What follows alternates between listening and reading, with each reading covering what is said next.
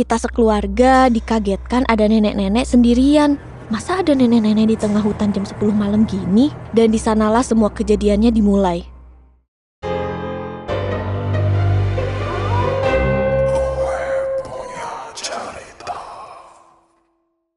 Peringatan, animasi ini dibuat dengan tujuan sharing pengalaman pribadi sang pengirim cerita.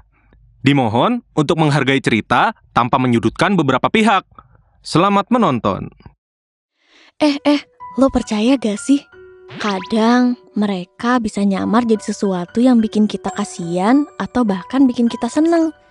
Tujuannya biar nempel di badan kita. Hai Sobat GPC, kenalin, gue Eca. Gue anak kedua dari 2 bersaudara dan gue tinggal di Kalimantan Timur yang dikenal penuh cerita mistisnya. Tapi gue gak pernah ngalamin apa-apa sebelumnya. Sampai satu perjalanan pulang kampung ini ngebuka pintu mata batin gue yang seharusnya gak kebuka. Cerita ini ngebekas banget di gue karena gue gak pernah lihat, apalagi diganggu setan. Jadi waktu gue sekeluarga pulang kampung, rencananya jam 10 pagi udah di jalan. Tapi tiba-tiba asma gue kambuh gara-gara tetangga bakar sampah pagi-pagi. Dan akhirnya kita ke RS dulu. Setelah berobat, kita keluar RS jam 12 siang dan semua rencana molor kayak kolor genderuwo. Hehe, canda wowo.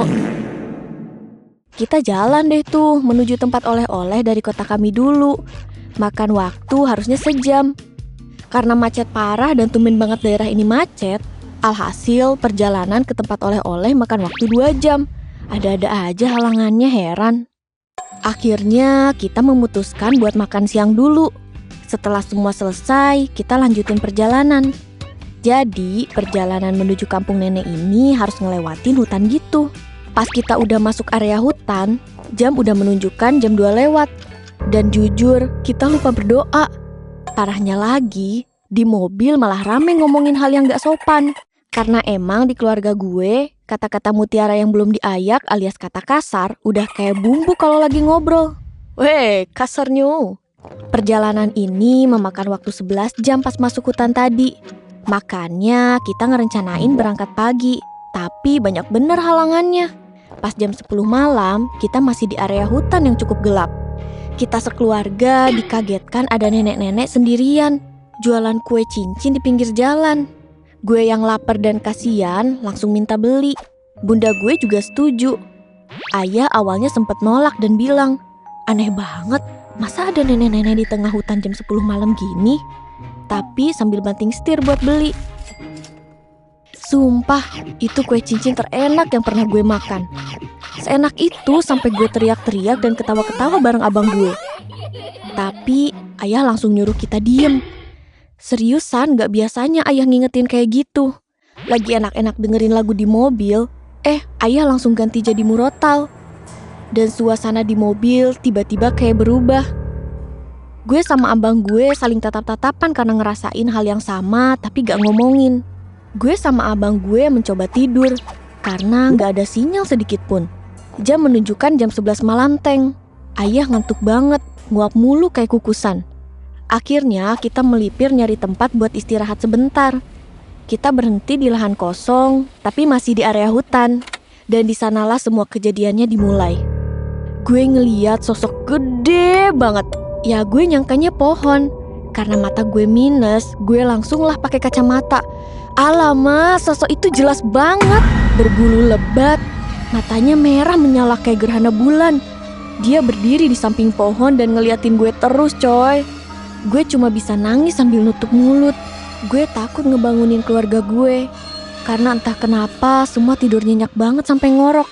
Gue pun gak tahu harus ngapain. Gue cuma bisa pejamin mata sampai lambat laun gue ketiduran. Dan lu tahu pas gue kebangun gue di mana? Udah ada di depan masjid. Dan ternyata gue kesurupan, Cok. Padahal gue ngerasa tidur biasa aja. Tapi ternyata abang gue cerita, waktu gue tidur, abang gue dengar suara tangisan kayak orang asma. Bengek gitu, kayak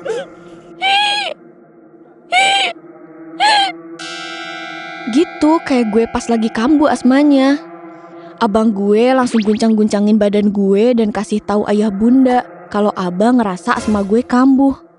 Tapi gue masih kayak orang tidur yang ngeringkuk gitu. Berhubung jalanan agak naik gunung, jadi ayah gue gak bisa sesukanya stop di bahu jalan. Bunda gue udah panik dan langsung cari obat buat gue. Tapi tiba-tiba badan gue kaku kayak kanebo kering. Terus mata gue berubah jadi putih semua sambil nangis dari pelan jadi kejer. Gue pun mulai ketawa cekikikan dan ngeluarin bahasa yang gak dipahami sama keluarga gue. Di situ juga gue berusaha untuk buka pintu mobil buat keluar. Tapi untungnya selalu dikunci sama ayah. Katanya juga gue sempat ngambil headrest ayah buat pecahin kacanya. Abang gue panik pas ketakutan parah. Dia teriak-teriak sampai mobil goyang saking paniknya. Kondisi di mobil saat itu kisruh. Bayangin aja, lagi nanjak, nih mobil goyang-goyang. Terus kondisi gue gak ngerti kenapa. Ayah gue marah-marah dan teriak karena takut kita kecelakaan. Abang gue nyuruh gue tarik nafas terus. Udah kayak mau lahiran gue. Akhirnya bunda nemu obat gue. Dan kondisi mulai tenang. Setelah jalanan udah gak nanjak lagi, ayah gue berhenti di bahu jalan dan untungnya udah masuk kampung gue. Ayah gue nyari-nyari orang di jam 1:30 pagi buat bantuin nyadarin gue. Datanglah 3 orang bapak-bapak dan seorang ustadz. Terus apa yang dikatain ustadznya bikin gue merinding. Katanya pas kita lagi ngomong kata-kata yang kurang diayak alias kasar itu, ternyata sosok besar yang nempel di mobil gue yang gue lihat itu adalah nenek-nenek penjual kue cincin yang berubah wujudnya. Dan parahnya, gue makan kue cincin itu paling banyak. Bunda gue beli 10 biji dan gue makan 8 biji kue itu. Ternyata kue itu media buat dia masukin sesuatu ke tubuh gue. Tapi slotnya diambil sama sosok lain yang lebih kuat, yaitu sosok penjaga hutan. Ditambah lagi badan gue emang lemah habis asma tadi pagi, jadi mudah bagi makhluk itu bertengger di tubuh gue. Makanya gue jadi sasaran empuk bagi mereka. Pas selesai didoain, kita pun lanjutin perjalanan. Dan sampailah kita di rumah nenek. Pas sampai, kita semua memutuskan untuk tidur karena kecapean banget. Pas gue tidur, gue ngedenger suara cewek nangis dan ngomong pakai bahasa yang gue juga gak ngerti. Karena itu bahasa Banjar dan aneh deh pokoknya. Karena takut, gue pun pindah ke kamar ortu gue.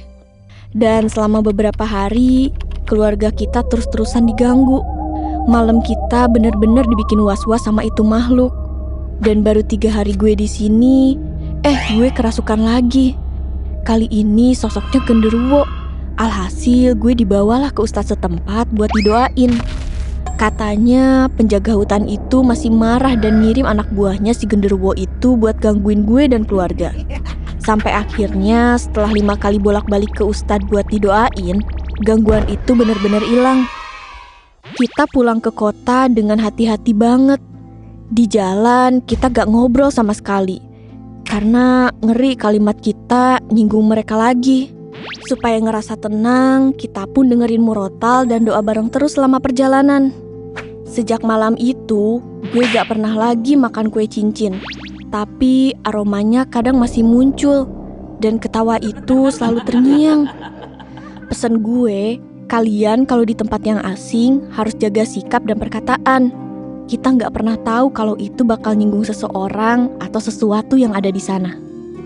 Oke guys, sampai di sini akhir cerita gue. Semoga kalian nggak pernah ngalamin kejadian horor yang di luar nalar kayak gini. Sampai jumpa di video gue punya cerita selanjutnya ya. Bye-bye!